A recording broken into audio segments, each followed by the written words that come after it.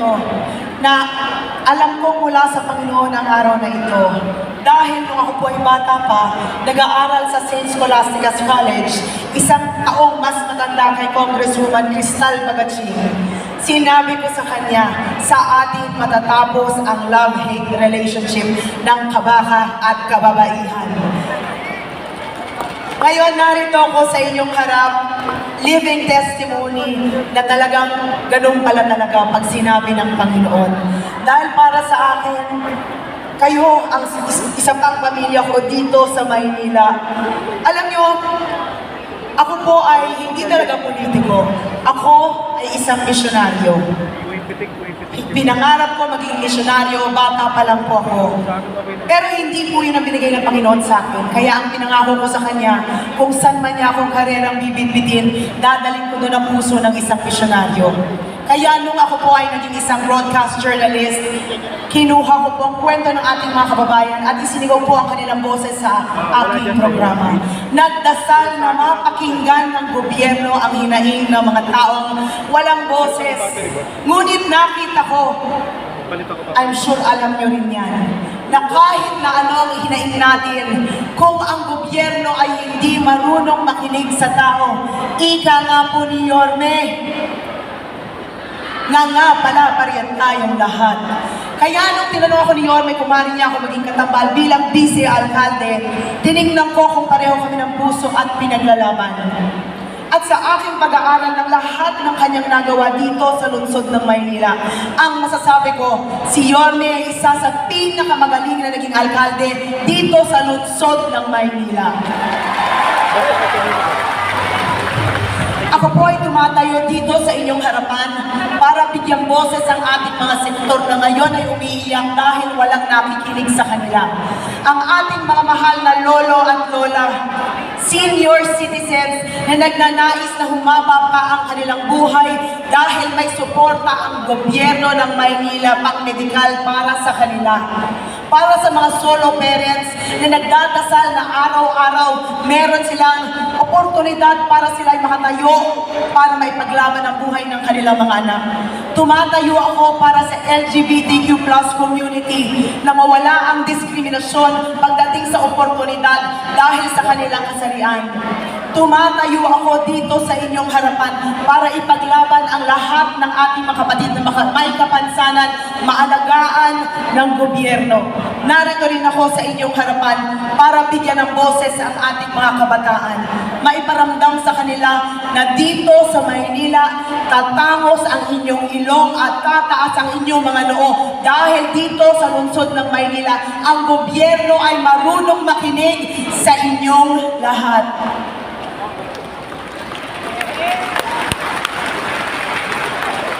Lahat po ng distrito na aming pinuntahan, iisa lamang ang isinisigaw ng lahat. Ano nga po yun? Ano nga po yun? Lakasan niyo po!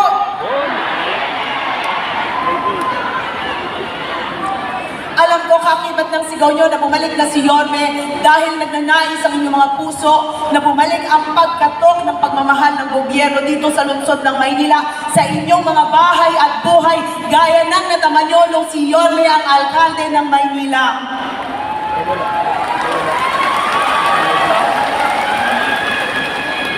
Huwag kayong mag-alala. Babalik na po si Yorme Isko Moreno Dumagoso.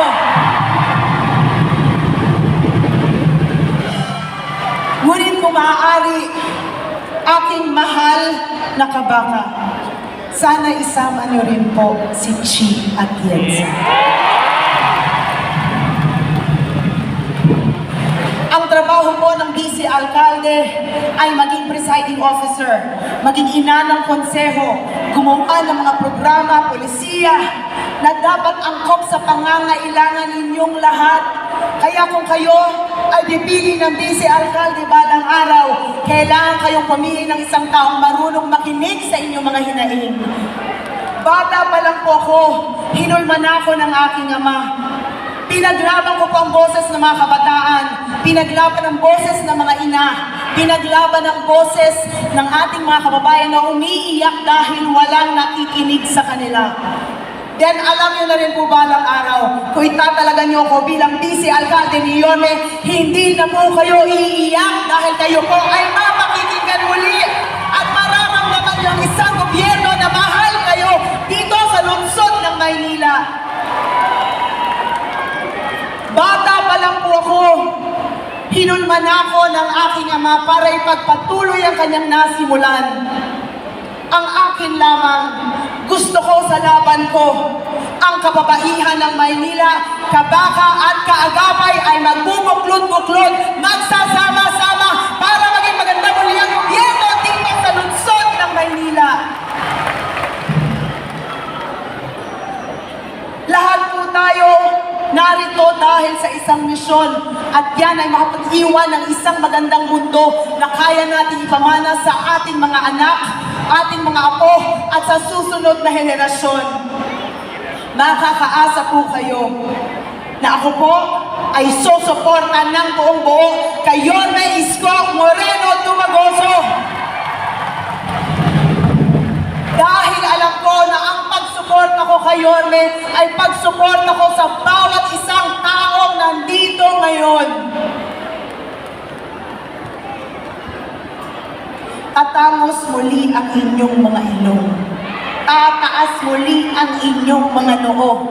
Dahil dito sa lungsod ng Maynila, balang araw, kayo po ay kasama na ng gobyerno. Hindi po ako umaalis sa kahit na anong entablado nang hindi nag-iiwan ng alaala. Dahil ang baka maalala nyo lang sa akin ay ang aking mukha. Mukha lang pong 25 pero 43 years old na po ako. Tay, hindi na po ako dalaga. May asawa na ako, tay. Tatlo na po ang aking anak. Gusto ko ipauwi sa inyo ngayon ay ang aking puso. Dahil alam ko na ang puso kaya niyong panghawakan. Dahil ang laman ng awitin ko, ito po ang gusto kong ipauwi sa inyo ngayong hapon. Para sa inyo po ito. Sa akin. Hi!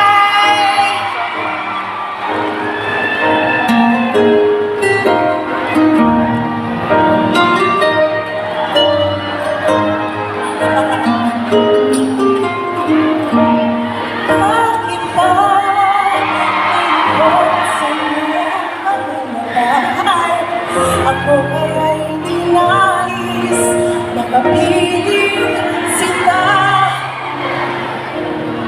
Di mo mapapansin ay ako sa'yo'y may pagtingin. Sino ang tingin ko Sa labalay ko po sa aking mga kapatid na musika dito. ngayon ay hindi mo nalagay. Ang puso ko ng iyong bahay sana ay pagkaingatan ko ito. Sa pangako, tulungan niyo ako. Ako hindi na iiwan. Pangako dito ang mabayaran. Pangako hindi ka na mag-iisa. Pangako magulan ngayon tayong dalawa. Hanggang kasama.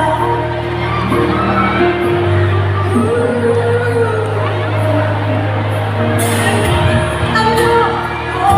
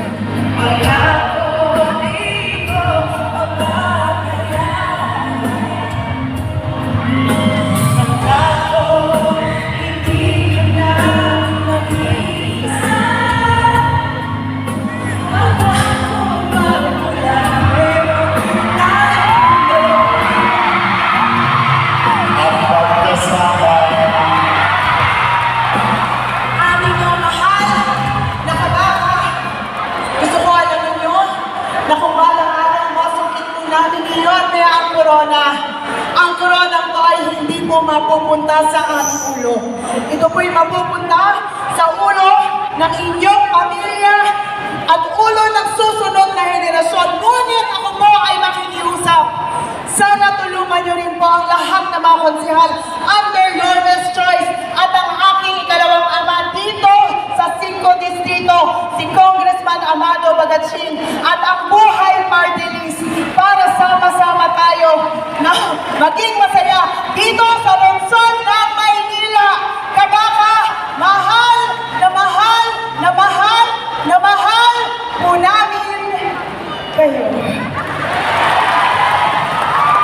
Mabuhay, Vice Mayor!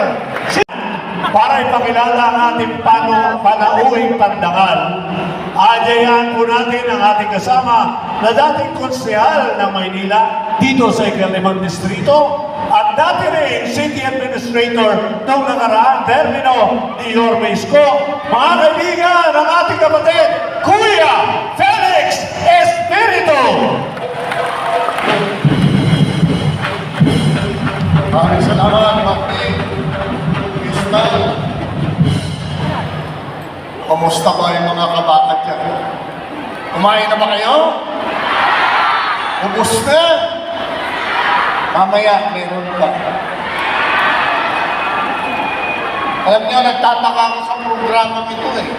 Bakit kailangan may magpakilala dito sa tao ito? Eh, samantalang ang buong lungsod ng Maynila, ang bawat mamamayan at lungsod ng Maynila, kilala itong alkalde.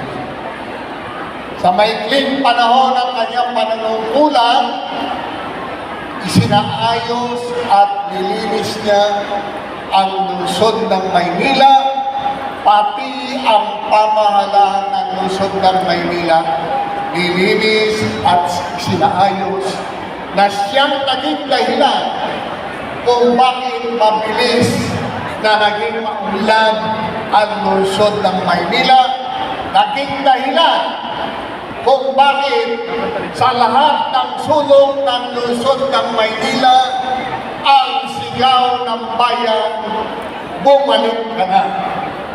Kaya hindi ako magpapakahaba, ibibigay ko sa inyo the best mayor Manila ever had, Isko Moreno Dumagoso.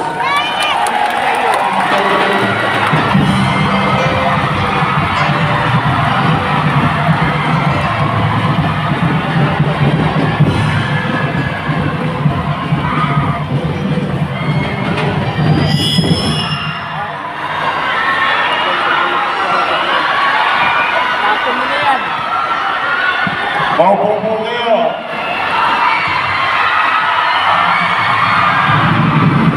Hi! Doon naman. Hi! Sa harap. Hi! Sa wakilig. Hi! Magandang araw sa inyong lahat. Palakpakan natin ang ating dating konsehal Felix Espiritu. Si Felix parang hindi tumatanda, may asim pa.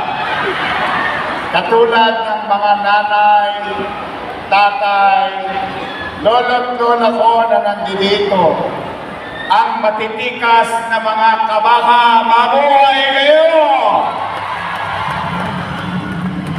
Muli, kami ni Chichi Atienza ay nakikiisa sa pagkilala at araw ng pagkakatatag ng ating samahan.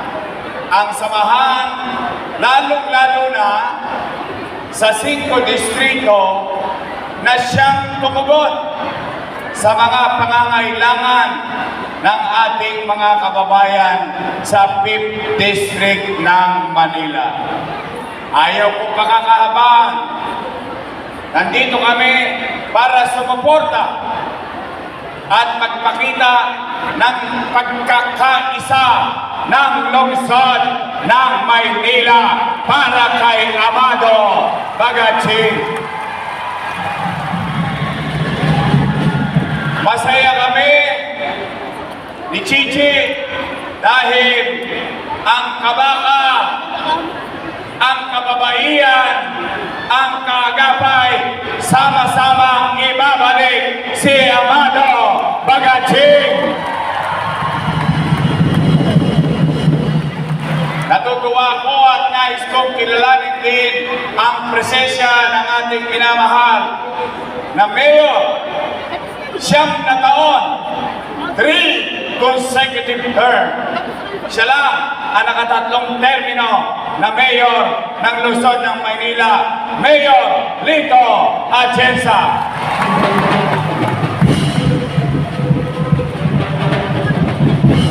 At papatiin ko rin ang ating kaibigan, total, 12 naman ang senador. Mga kabaka, malaki ang Pilipinas, pero binigyan tayo ng oras ngayong hapon na ito upang makiisa, makibati sa araw ng ating pagkakatatag ng ating samahan. Ang ating magiging senador, Dante Marcoleta. At kanina, sabi nga niya, ay may solusyon ang ating senador, Amy Marcos. Mga kabaka, kaya niyo pa ba? Matigas pa ba ang boto niyo? Pwede ba magsigawan tayo, iparinig natin at umalingaw-ngaw sa buong 5 distrito, Amado! Amado!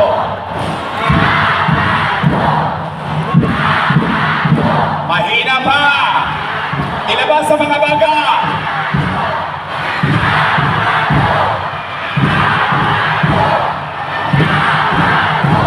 Tomas!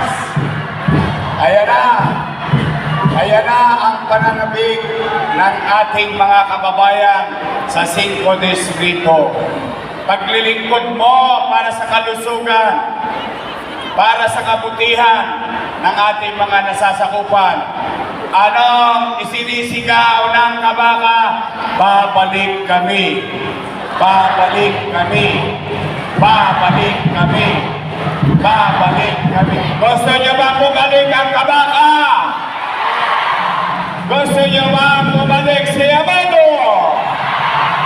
Handa ba kayong mapuyat? Handa ba kayong mapagod? Hindi ba kayo titigil? 5 buwan na lang yan, babalik na si Amado Bagaching. At mga nanay at tatay ko, I love you too. Mga lolo at lola ko, itong araw na ito ay may hamon sa atin. Ngayon natin ipapakita natin sa buong distrito na nagkakaisa ang kababaihan, kaagapay at kabaka dahil tutulungan natin si Lito Atienza ang kanyang buhay. Party list, tutulungan ba ng kabaka? Tutulungan ba ng kabaka? Umaasa kami dahil ang pagkakaisa, pagkakabati-bati ng mga samahan ay siyang kapakinabangan ng ating mamamayan. So muli, mga kabaka, sabay-sabay tayo sumigaw. Kabaka ngayon! Lakasan nyo pa. Kabaka ngayon! Kabaka bukas! Kabaka hanggang wakas! Muli, mga nanay, tatay ko, mga lolo at lola ko, mahal namin kayo ni Chi Atienza. Kaisa nyo kami at sana kung hindi pagmamalabis, huwag nyo kakalimutan yung mga Yormes Choice na kandidato natin. Nagkakaisa ba ang kabaka? Nagkakaisa ba ang kabaka? Dadaling ba ang buong Yormes Choice? maraming salamat. Congratulations. Susunod, 40 years na ng Kabaka. Malamang sa City Hall na tayo mag-anibersaryong lahat, mga Kabaka. Maraming salamat sa inyo. Pagpalain nawa kayo ng Puwang May Kapal. Manila! God first. Thank you. God first! Babalik kami! Babalik kami! Babalik kami! Ang Kabaka! Ang Senyore! Sobrano! Ang Kapatid! Ang Vice Mayor! Si Atienza!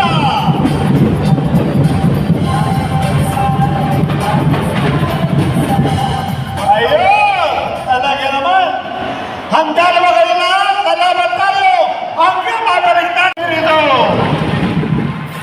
Attorney J.B. Hizon, J.B. Hizo! Tolma Ignacio, Tola Ignacio! Sep Laureano, Seb Loredo! at Mon Yupanco. Mon Yupango! Sila po ay kakaway, baka hindi pa ninyo nakikita, pero mamaya sila ay babate Ang ng kikisin. maikli. Ang kikisin talaga naman, no? Tingnan mo nga naman. Ano pa? Wala ka nang hahanapin pa. Kabaka! Ito po ang youngest choice. Ito po ang Kabaka's choice. At mamaya, maraming pabaon yan. Madami ang papanaluning mga raffle prize winners. Yan, sila Che Borromeo, JB Iso, at Bobby